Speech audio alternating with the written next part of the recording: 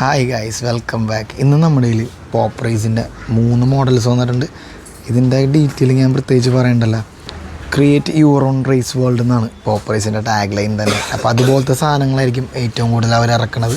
അപ്പോൾ ഇതൊക്കെ ഒന്ന് നമുക്ക് ജസ്റ്റ് അൺബോക്സ് ചെയ്യാം. ഫസ്റ്റ് നമ്മൾ അൺബോക്സ് ചെയ്യാൻ പോകുന്നത് നമ്മുടെ ലാൻസർ റെവല്യൂഷനാണ്. Mitsubishi Lancer Revolution. ഞാൻ നിങ്ങൾക്ക് ജസ്റ്റ് ഒന്ന് കാണിച്ചു തരാം. ഈ കാണുന്നതാണ് നമ്മുടെ ലാൻസർ.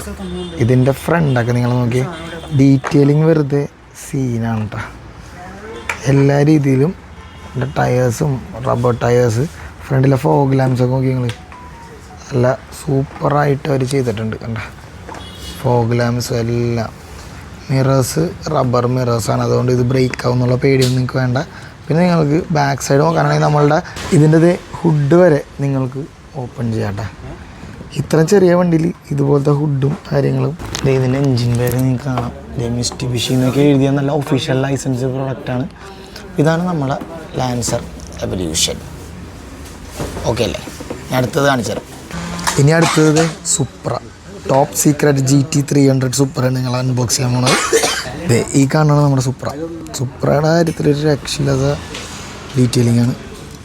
ഗോൾഡൻ വീൽസും കാര്യങ്ങളും.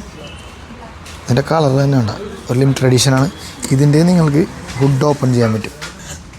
ഒരു ട്വിൻ ടർബോ നിങ്ങൾക്കാണ് അതിൻ്റെ ഉള്ളിൽ. കണ്ട അത് നല്ല ഡീറ്റെയിലിംഗ് ആണ്.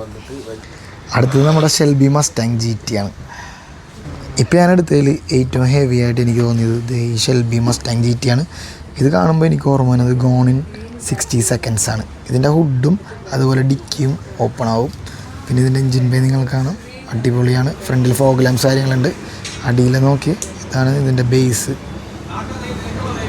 ഈ മെക്ലറിൻ്റെ കളർ കണ്ടതിനാൽ കണ്ണടിച്ചു പോകും, അതുപോലത്തെ മെറ്റാലിക് കളറാണ്. ആക്ച്വലി ഇതിന് യൂസ് ചെയ്തിട്ടുള്ളതും മെറ്റാലിക് പെയിൻ്റാണ്. ഇതാണ് പോപ്പ് റൈസിൻ്റെ ലംബോർഗിനി ഹുറാക്കൻ.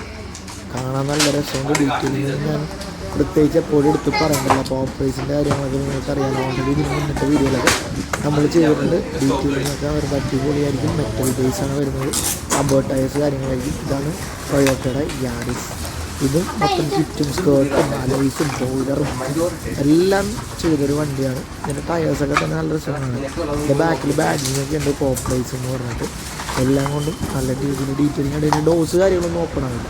അപ്പോൾ ഏത് സ്റ്റീൽ മുന്നിൽ വേണമെങ്കിലും ഡയറക്റ്റ് ഫ്രിസ്ബിയിലേക്ക് വരും. അപ്പോൾ ശരി ഗൈസ്, ബൈ.